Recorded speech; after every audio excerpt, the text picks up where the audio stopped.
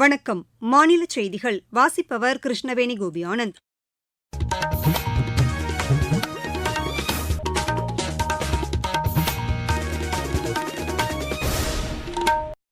தலைப்புச் செய்திகள்.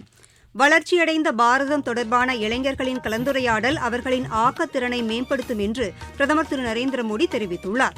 தமிழகத்தில் 3750 கோடி ரூபாய் மதிப்பீட்டில் நகர்ப்புற சாலைப் பணிகள் மேற்கொள்ளப்படும் என்று முதலமைச்சர் திரு மு க ஸ்டாலின் இன்று சட்டப்பேரவையில் தெரிவித்தார். பொங்கல் பண்டிகையையொட்டி 44,580 சிறப்பு பேருந்துகள் இயக்கப்படுவதாக மாநில போக்குவரத்துத்துறை அமைச்சர் திரு சிவசங்கர் தெரிவித்துள்ளார். ஈரோடு கிழக்கு சட்டப்பேரவை தொகுதி இடைத்தேர்தலில் போட்டியிடப் போவதில்லை என அஇஅதிமுகவும் தேமுதிகவும் அறிவித்துள்ளன. தமிழகத்தின் ஒரு சில பகுதிகளில் அடுத்த 2 நாட்களுக்கு மழை பெய்ய வாய்ப்புள்ளதாக சென்னை வானிலை ஆய்வு மையம் தெரிவித்துள்ளது. இனி விரிவான செய்திகள். வளர்ச்சியடைந்த பாரதம் தொடர்பான இளைஞர்களின் கலந்துரையாடல் அவர்களின் ஆற்றலையும் ஆக்கத்திறனையும் மேம்படுத்தும் என்று பிரதமர் திரு நரேந்திரமோடி தெரிவித்துள்ளார். புதுதில்லியில் பாரத் மண்டபத்தில் இன்று தொடங்கிய வளர்ச்சியடைந்த பாரதத்தை நோக்கிய இளைஞர்களின் கலந்துரையாடல் நிகழ்ச்சியை ஒட்டி பிரதமர் வெளியிட்டுள்ள சமூக வலைதள பதிவில், நாட்டின் வளர்ச்சிப் பாதையில் இளைஞர்களை ஈடுபட வைப்பதற்கான ஒன்றிணைந்த முயற்சியாக இந்த கலந்துரையாடல் நிகழ்ச்சி அமைந்துள்ளதாக கூறியுள்ளார். வளர்ச்சியடைந்த பாரதம் என்ற தொலைநோக்கு பார்வையை இளைஞர்களின் மனதில் கொண்டு வருவதற்கும் தலைமைத்துவ பண்பை வளர்க்கவும் இந்த கலந்துரையாடல் வழிவகுக்கும் என்றும் பிரதமர் குறிப்பிட்டுள்ளார். இதனிடையே புதுதில்லி பாரத் மண்டபத்தில் இன்று தொடங்கிய இந்த கலந்துரையாடல் நிகழ்ச்சியில் கலந்து கொண்ட மத்திய இளைஞர் மற்றும் விளையாட்டுத்துறை அமைச்சர் திரு மன்சுக் மாண்டவியா, அரசியல் கட்சிகள் சாராத 1 லட்சம் இளைஞர்களை அரசியலில் ஈடுபடச் செய்ய வேண்டுமென்று பிரதமர் திரு நரேந்திரமோடி சுதந்திர தின உரையில் விடுத்திருந்த அழைப்பை நினைவுபடுத்தினார்.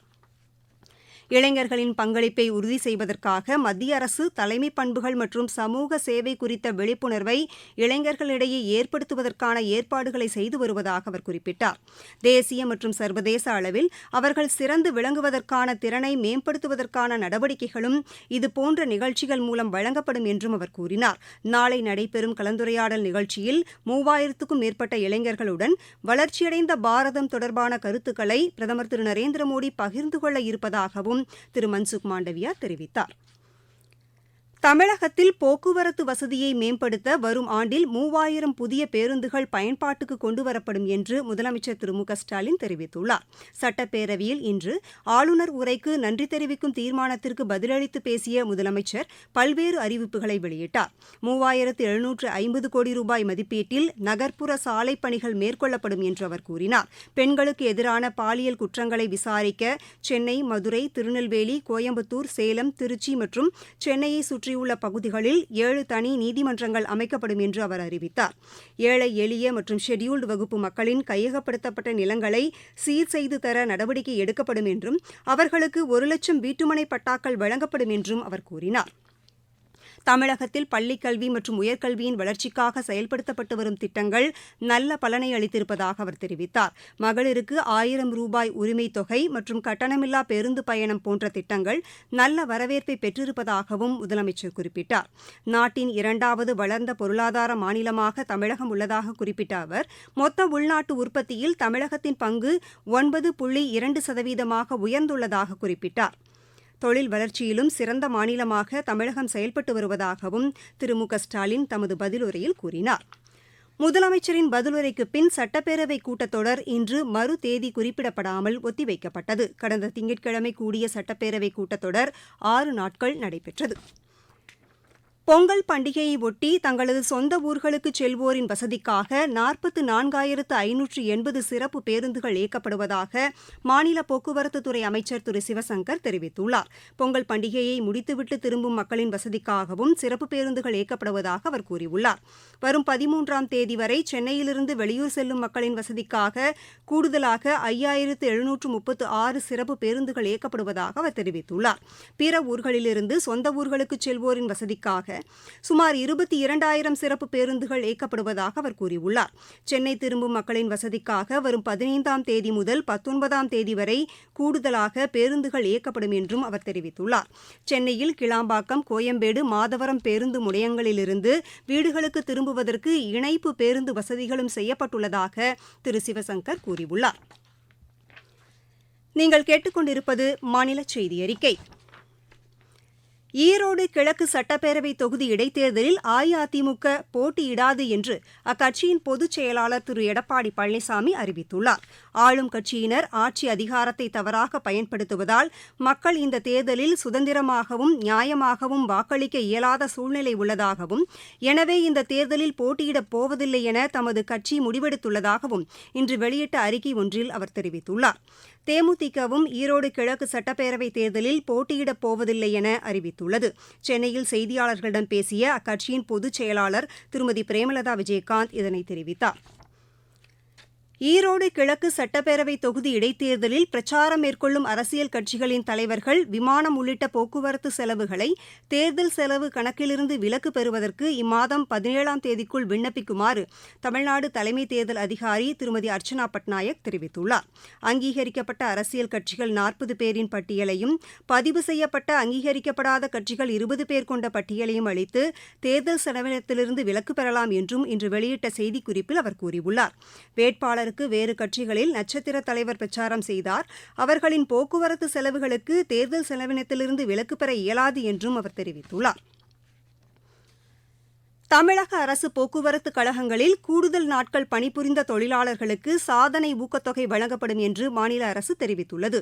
இது தொடர்பாக மாநில போக்குவரத்துத்துறை செயலாளர் இன்று வெளியிட்டுள்ள செய்திக்குறிப்பில் 2024ஆம் ஆண்டில் 200 நாட்கள் மற்றும் அதற்கு மேலும் பணிபுரிந்த ஊழியர்களுக்கு 625 ரூபாய் வீதமும், 151 நாட்கள் முதல் 200 நாட்களுக்கும் குறைவாக பணிபுரிந்தவர்களுக்கு 195 ரூபாய் வீதமும் வழங்கப்படும் என்று கூறியுள்ளார்.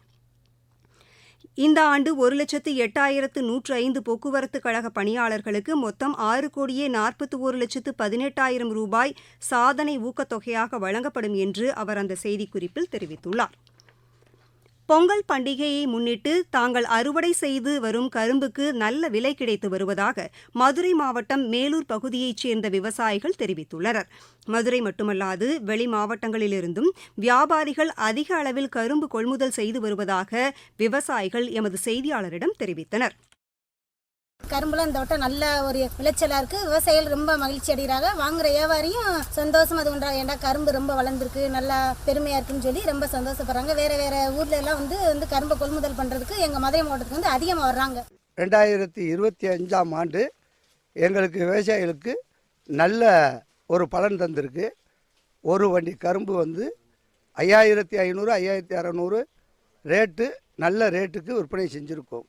இந்த 2025 எங்களுக்கு விவசாயிகளுக்கெல்லாம் மிக சந்தோஷமான செய்திகள். தமிழகத்தின் ஒரு சில பகுதிகளில் அடுத்த 2 நாட்களுக்கு மழை பெய்ய வாய்ப்புள்ளதாக சென்னை வானிலை ஆய்வு மைய இயக்குநர் திரு செந்தாமரைக்கண்ணன் தெரிவித்துள்ளார். ஒரு சில இடங்களில் கனமழை பெய்யக்கூடும் என்றும் அவர் கூறியுள்ளார். தென்மேற்கு வங்கக்கடல் பகுதிகளில் ஒரு வளிமண்டல கீழடுக்கு சுழற்சி நிலவுகிறது.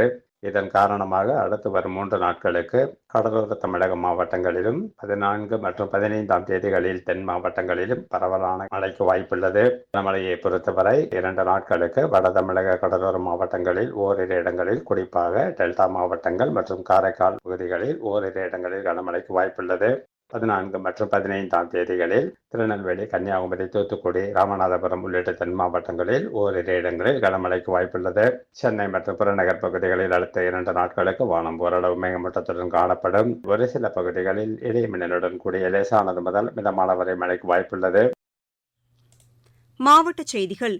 திருச்சி மாவட்டம் முசிறியில் உள்ள எம்ஐடி கல்லூரியில் நடைபெற்ற இயற்கை பொங்கல் விழாவில் தமிழக ஆளுநர் திரு ஆர்.என். ரவி பங்கேற்றார். விழுப்புரத்தில் இன்று நடைபெற்ற தேசிய சாலை பாதுகாப்பு விழிப்புணர்வு பேரணியில் 2 சக்கர மற்றும் 4 சக்கர வாகனங்கள் பங்கேற்றன. கன்னியாகுமரி கடலில் அமைந்துள்ள விவேகானந்தர் நினைவு மண்டபத்திலிருந்து திருவள்ளுவர் சிலை செல்லும் கண்ணாடி கூண்டு இழைப்பாலம் பராமரிப்பு பணி காரணமாக 3 நாட்கள் பார்வையாளர்கள் செல்ல தடை விதிக்கப்பட்டுள்ளது. தூத்துக்குடி துறைமுகம் சமையல் எண்ணெயை 21% அதிகமாக கையாண்டு சாதனை படைத்துள்ளதாக துறைமுக நிர்வாகம் தெரிவித்துள்ளது. சங்கீத மும்மூர்த்திகளில் ஒருவரான ஸ்ரீ தியாகராஜரின் 178வது ஆராதனை வரும் 18ஆம் தேதி தஞ்சாவூர் மாவட்டம் திருவையாறில் நடைபெறுவதை அடுத்து அன்றைய தினம் மாவட்டத்திற்கு உள்ளூர் விடுமுறை அறிவிக்கப்பட்டுள்ளது. நீலகிரி மாவட்டத்தில் தோடர் பழங்குடியின மக்களின் முக்கிய வாழ்வாதாரமாக உள்ள கடவுளாக வணங்கக்கூடிய எருமை மாடுகளுக்கு உப்பு தண்ணீர் வழங்கும் விழாவை இன்று கொண்டாடினர். மீண்டும் தலைப்புச் செய்திகள். வளர்ச்சியடைந்த பாரதம் தொடர்பான இளைஞர்களின் கலந்துரையாடல் அவர்களின் ஆக்கத்திறனை மேம்படுத்தும் என்று பிரதமர் திரு நரேந்திரமோடி தெரிவித்துள்ளார். தமிழகத்தில் 3750 கோடி ரூபாய் மதிப்பீட்டில் நகர்ப்புற சாலைப் பணிகள் மேற்கொள்ளப்படும் என்று முதலமைச்சர் திரு மு.க.ஸ்டாலின் இன்று சட்டப்பேரவையில் தெரிவித்தார். பொங்கல் பண்டிகையையொட்டி 44,580 சிறப்பு பேருந்துகள் இயக்கப்படுவதாக மாநில போக்குவரத்துத்துறை அமைச்சர் திரு சிவசங்கர் தெரிவித்துள்ளார். ஈரோடு கிழக்கு சட்டப்பேரவை தொகுதி இடைத்தேர்தலில் போட்டியிடப் போவதில்லை என அஇஅதிமுகவும் தேமுதிகவும் அறிவித்துள்ளன. தமிழகத்தின் ஒரு சில பகுதிகளில் அடுத்த 2 நாட்களுக்கு மழை பெய்ய வாய்ப்புள்ளதாக சென்னை வானிலை ஆய்வு மையம் தெரிவித்துள்ளது. இத்துடன் இந்த செய்தியறிக்கை நிறைவடைந்தது.